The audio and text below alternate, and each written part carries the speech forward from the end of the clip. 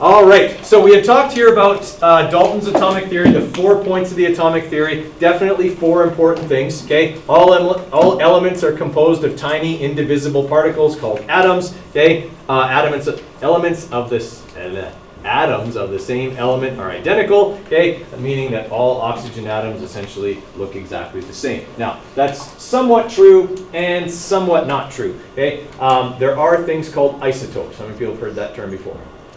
Okay, so isotopes are atoms of an element that have different numbers of neutrons in them. Okay, they have the same number of protons, but they have a different number of neutrons. Okay, and so isotopes are atoms of the same element that are slightly different.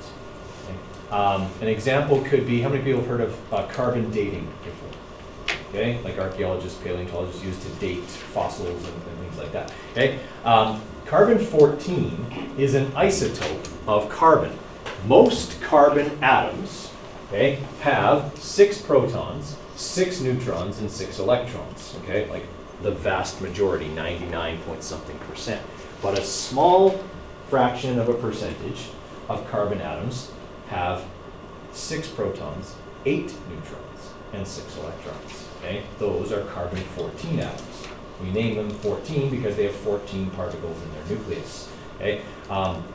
Isotopes typically are somewhat radioactive. Not enough to hurt you, but they break down into other forms. And that's how we can date how old something is. We know how much carbon-14 is in something that's brand new, and we can look at how much carbon-14 is left in something that's very old. And from that, we can calculate how old that thing is. Okay? Sort of make sense? Okay, so isotopes are just atoms that are slightly different because they have different numbers of neutrons. They can't have different numbers of protons, or they would be a different element. Okay, but they can have different numbers of neutrons.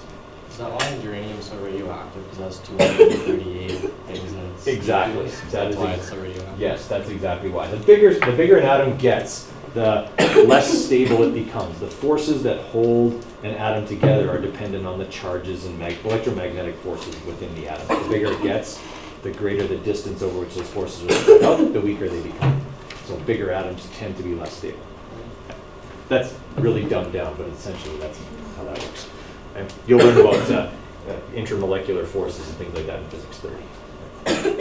All right, and then we talked about 3 and 4. 3 and 4 are probably the more important of the points of the atomic theory. Okay, talking about how atoms of different elements can combine. We talked about how it had to be in whole number ratios. You never have half an atom in a compound or a molecule. Okay, so that was really important in talking about how they can go together. And then number 4 talked about what happens in a chemical reaction. Okay, why a chemical change will never cause new elements to be formed.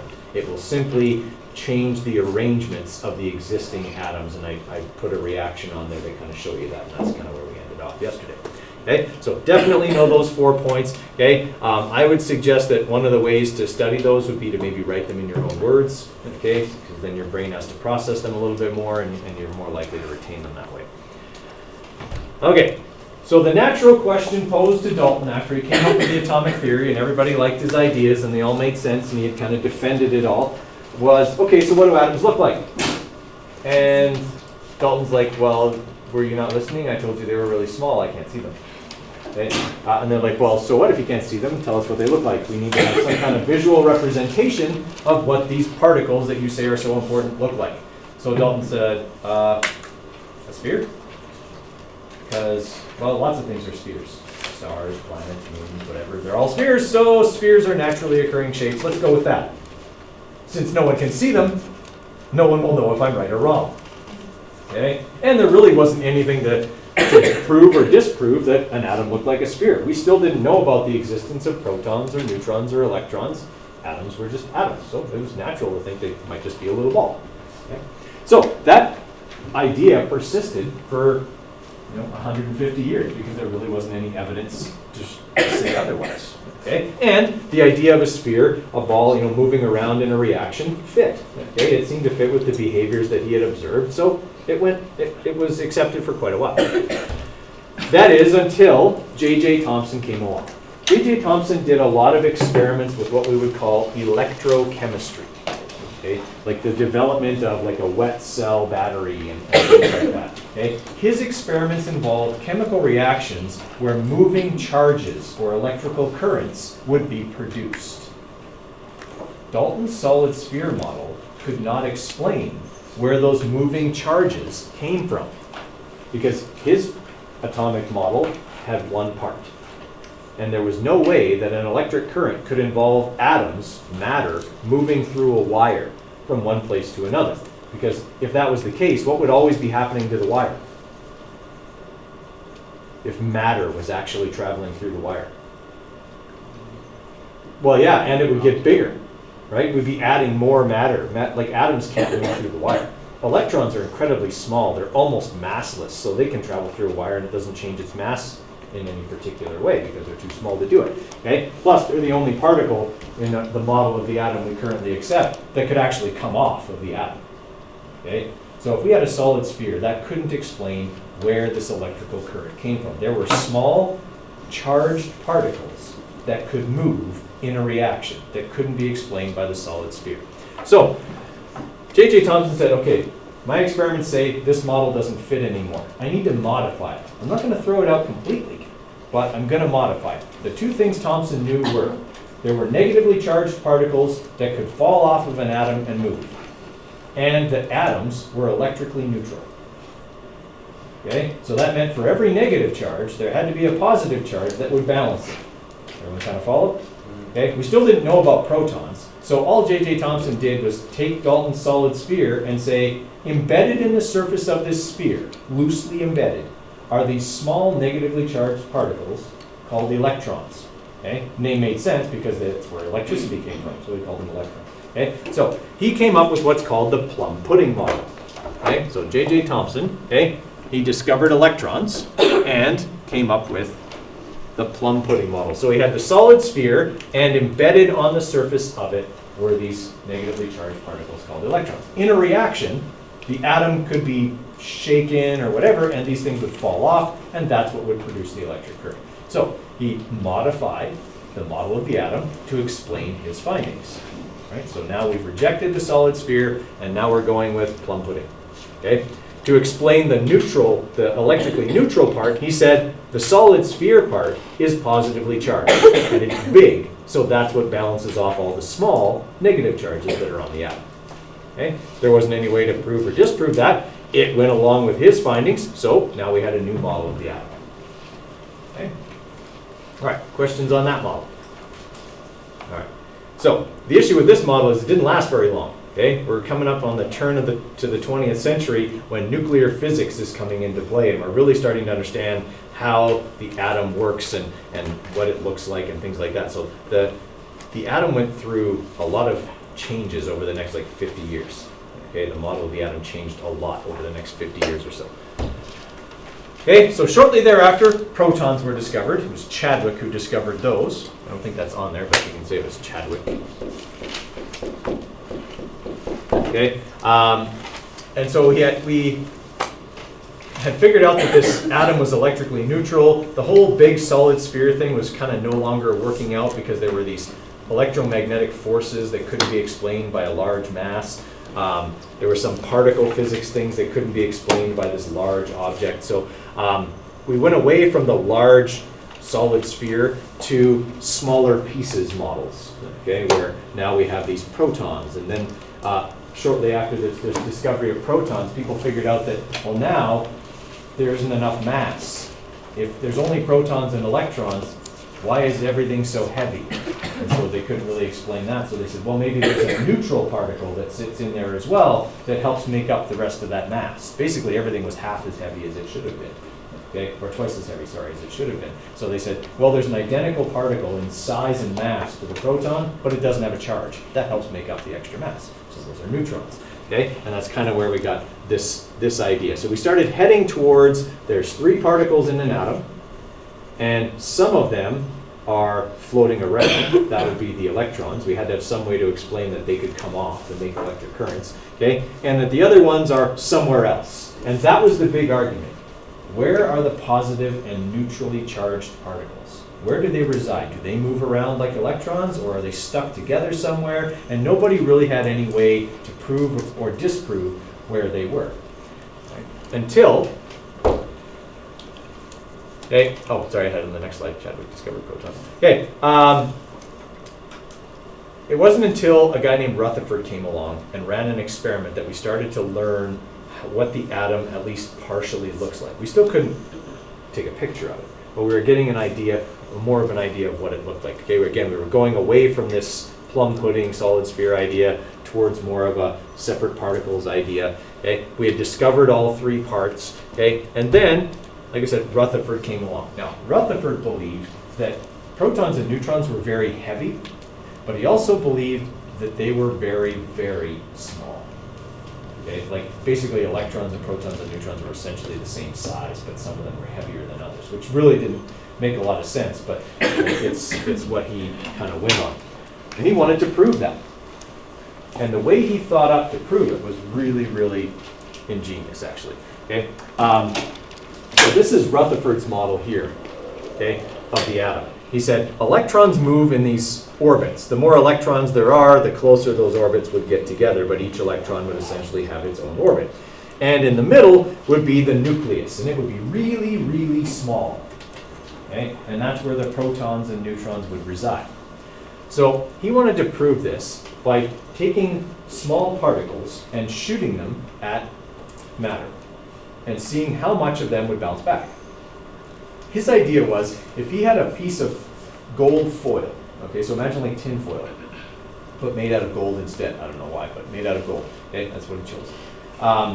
So really, really thin, and he shot like essentially an X-ray machine at it. Okay, so shooting like beta and alpha particles at it. Okay, that most of the particles would get through because there would be so much space between the atoms that these really small particles would be able to find their way through and not hit anything, and that would prove that atoms are really, really small, okay? Or at least that the nucleus is really, really small.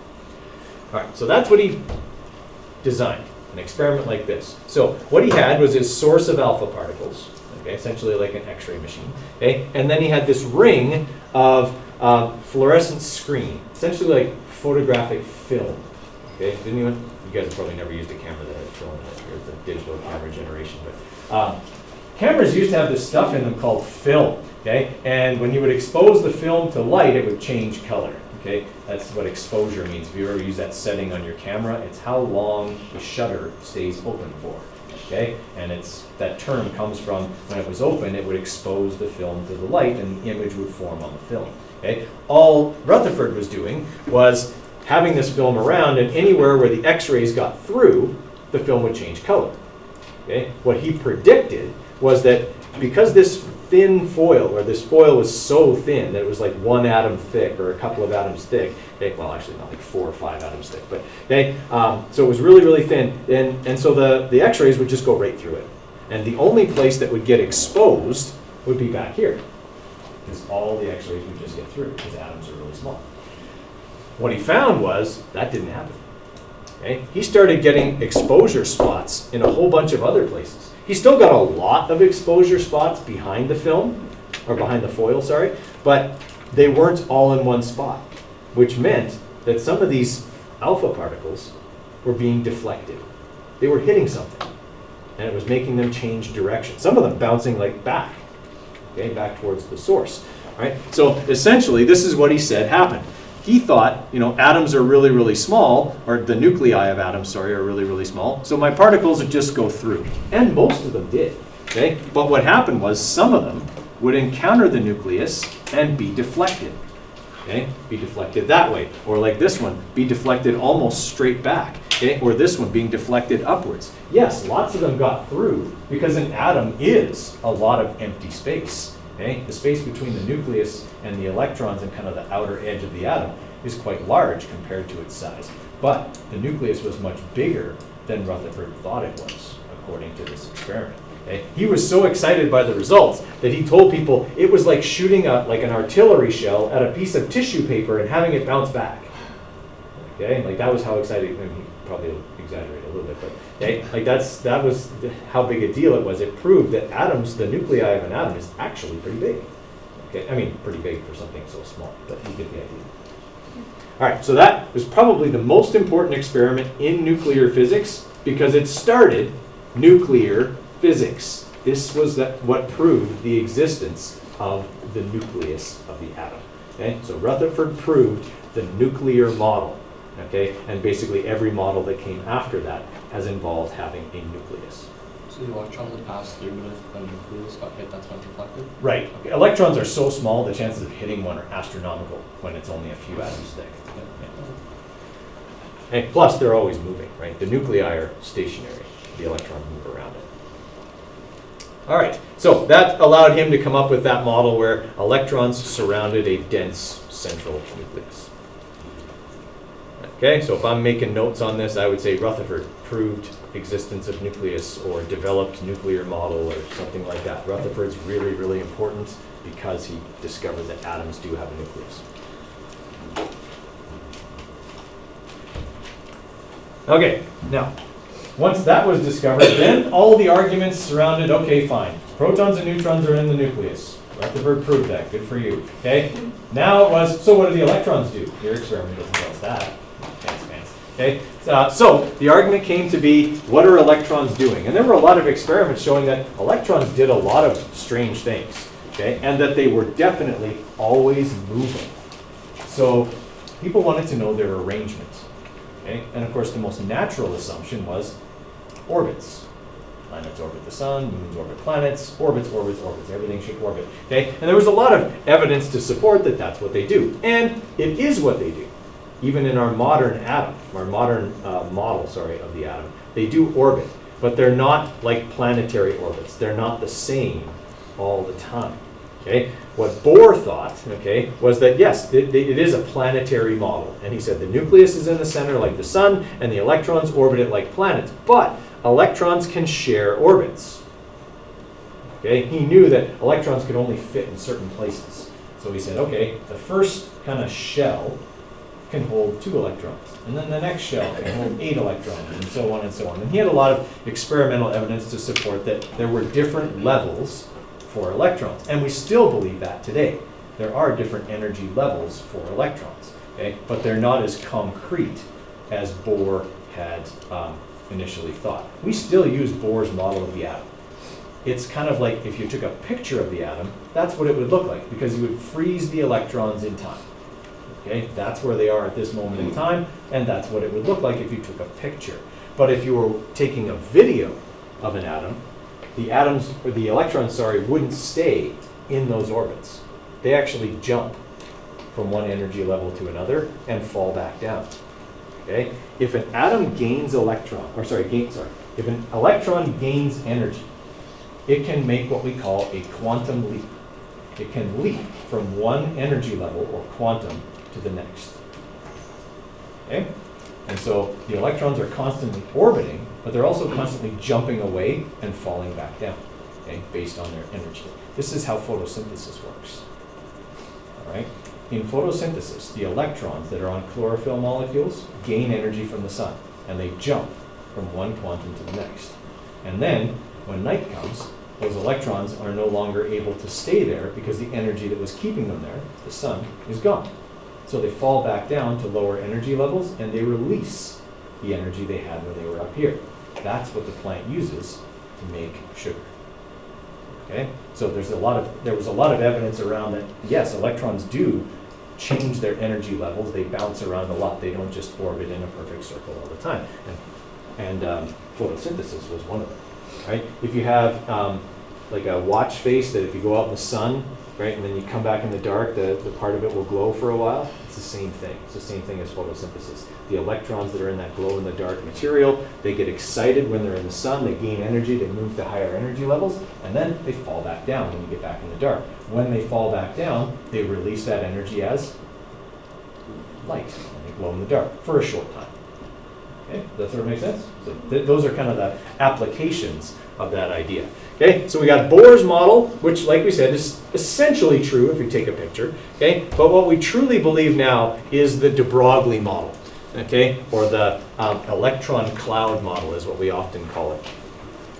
Okay, and that is that electrons exist in this cloud around the nucleus. But their exact location isn't really determinable. Okay, I can't really go, oh, well, that electron 25 is going to be right there at this moment in time. I can't predict that, right? They're always moving around. Are there places where they are likely to be? Yes. Okay? A place where an electron is likely to be is called an orbital. Not an orbit, an orbital. Okay? It's a region around the nucleus where, based on energy, an electron is likely to be found.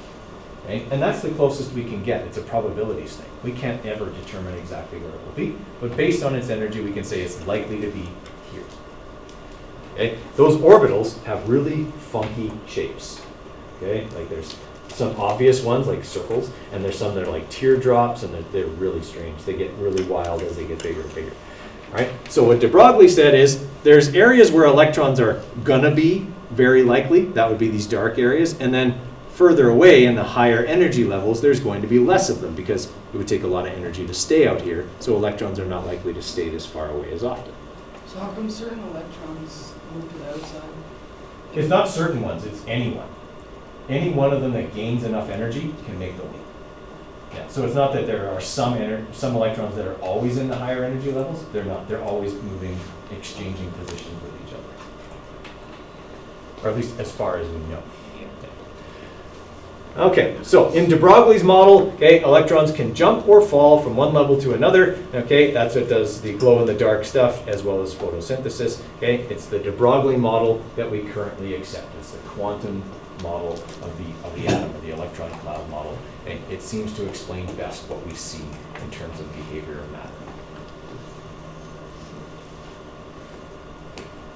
All right, questions on de Broglie? Yep. Is it like when they move like a gradual jump, like so like? No, it's an instantaneous jump. Yeah, they'll move faster, faster, faster, and then pop.